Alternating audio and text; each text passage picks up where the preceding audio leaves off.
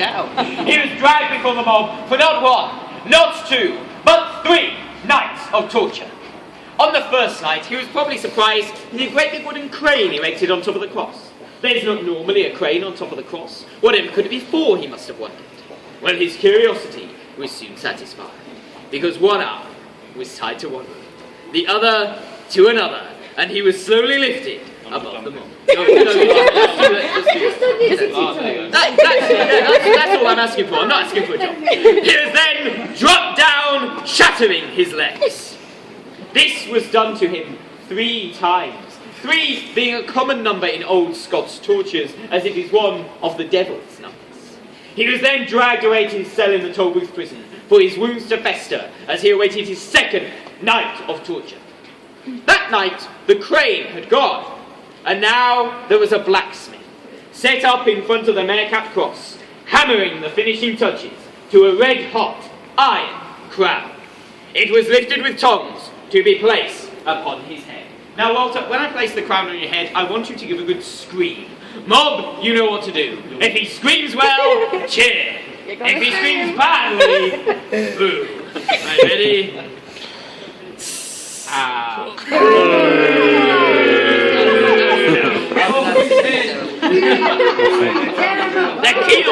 They're keen on booing as it is. Even if it's amazing, they'll boo. Well, it certainly wasn't that. A smell began to drift over the mob, something akin to burning bacon.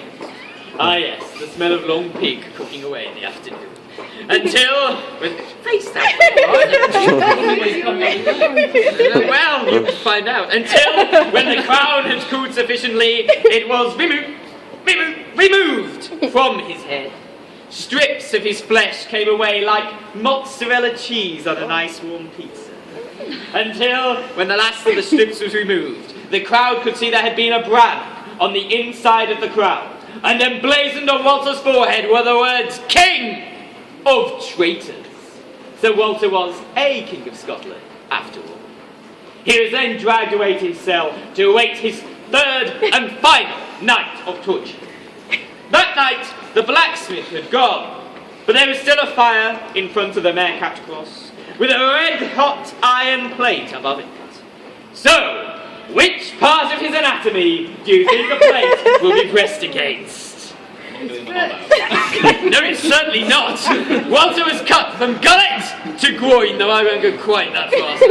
His intestines were dragged out, placed on the plate, so that the last thing he would smell on this earth were his own innards cooking away.